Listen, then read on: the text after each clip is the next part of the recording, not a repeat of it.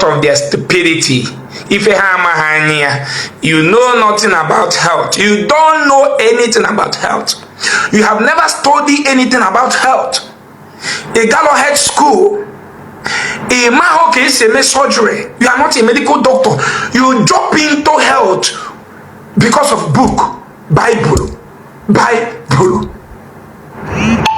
from the people Bible printed and sold to you, from the same people that manufacture one of the best MRI tests on this planet Earth, from the same people that gave their animals free medical care. I must tell you, the day Jesus Christ followers and Bible Christianity will kill you, kill your mother, kill your father, kill your children, kill your wife, one day your own will never be different like Chedwadik. When sickness comes, you understand what I'm fighting for. And I will never relent until everybody is free in our land. Because Christianity and Jesus and his follower, including Bible, have killed our people more than Boko Haram, broad daylight. Why are you waxing strong in stupidity? Something you don't know anything about. Just that you read Bible. Now this is Ebube Joseph. You never wake up in any day to use Christianity to deceive people. Manine and me are hoping that's not real. But I'm telling you, it's not real. You will die. Out of scripture, why check anyone with kidney problem? Believing Suleiman got command that lot. Call me on a phone. Ebube, why are you deceiving yourself? Why? They Jesus heal me. I'm in the hospital. I won't be doing this video. I even help you to share the video. You understand what I'm saying? Who is the erat inside INEC that gave that certified true copy to Dave Omahi? Because you know why? The man who had initially applied, when he observed that the one they tended to counter the earlier one he did, you know, I think he has a very bright lawyer, Yusuf Ali or whatever, who quickly detected the error. So they now apply to INEC with the two documents. They put it side by side and send the two to INEC and said, we observe that there are differences between these documents that you have given to these two parties.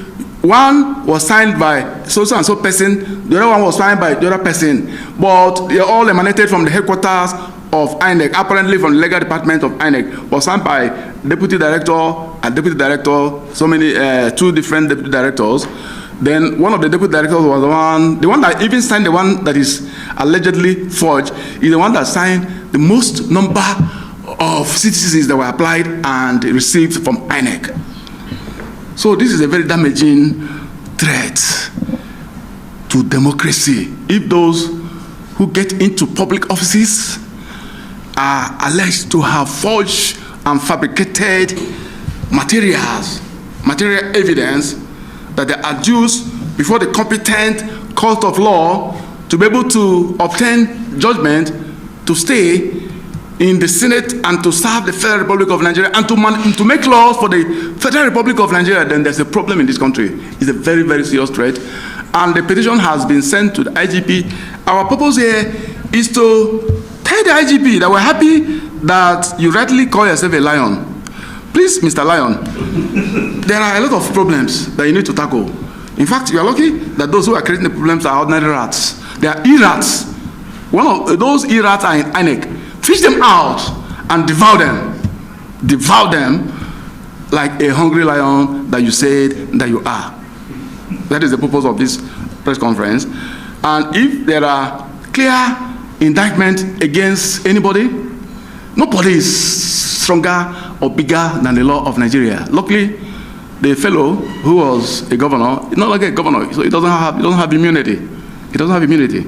You know, someone like Sam or Tom, that was like a small lamb that was confronting a giant, Buhari, that was backing armed Fulani herdsmen that were killing people. It was only one person that was confronting him. If not that the guy had immunity, they would have finished him since. But you can see what happened to him. As soon as his immunity drops, he grabbed him, and luckily for him, maybe because Buhari is no longer on seat, that's why he could walk out of EFCC smiling. I don't think he will be smiling if Buhari was the one that was the head of state. So what I'm saying is this: Labour Mahi does not have immunity.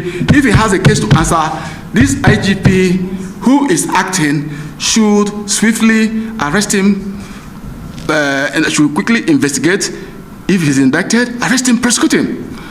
And don't stop at just this particular matter, because this is a sign, it's an early warning system that we are serving on the IGP's office. They have the resources, they have the human resources to uncover other similar cases all over the country in all of the tribunals. It will not take rocket science for the IGP's office to coordinate and nose around, like maybe they can borrow the skill of the journalists and nose around for those material evidence that shows that so many people are in office today and trying to remain in office using fraudulent means. There's no difference between anybody doing that if the person is clearly indicted, if the allegations are true, if the allegations have merit. There is no difference between a person who gets into Senate through fraudulent means and a Yahoo boy who uses his mother for ritual. There's no difference.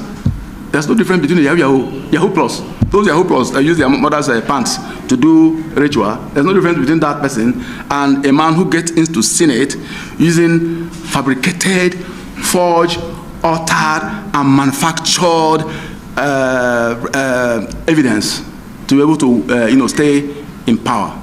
We have already addressed what we call a comprehensive agenda that we tabled for all the service chiefs. But the IGP have more work to do than every other of those new service chiefs. By the way, Mr. President has not completed his job. He just sacked and left one person. What is happening with the DG of DSS? So, well, that is not even the story. The story today is that the IGP has a responsibility to protect democracy, constitutional democracy, that is coming under threat by politicians who use crooked means to manipulate their way into their respective political offices.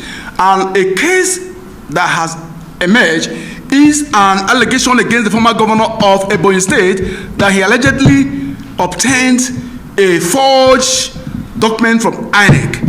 We are not saying that the governor forged the document. Of course, the governor does not work in INEC office.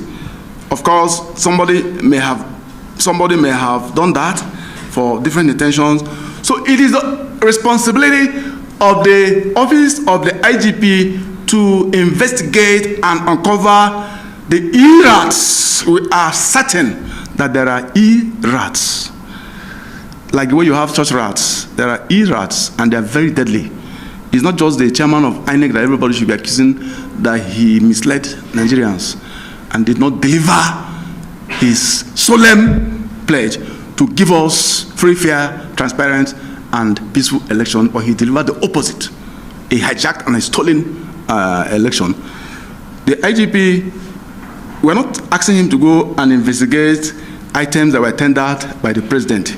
He will not do that because the president just gave him an appointment and he's just acting. So he's acting at the mercy of Mr. President, who will influence his confirmation or his whatever, either by the Senate or whatever that is going to happen when the president will decide to confirm him or the Senate will confirm him or whatever. So, but this one concerns the lawmaking process, that somebody who is in the Senate allegedly got a document that is believed to have been forged by the written, what do you call it now? A supporting document that emanated from INEC saying, actually, this is the real result.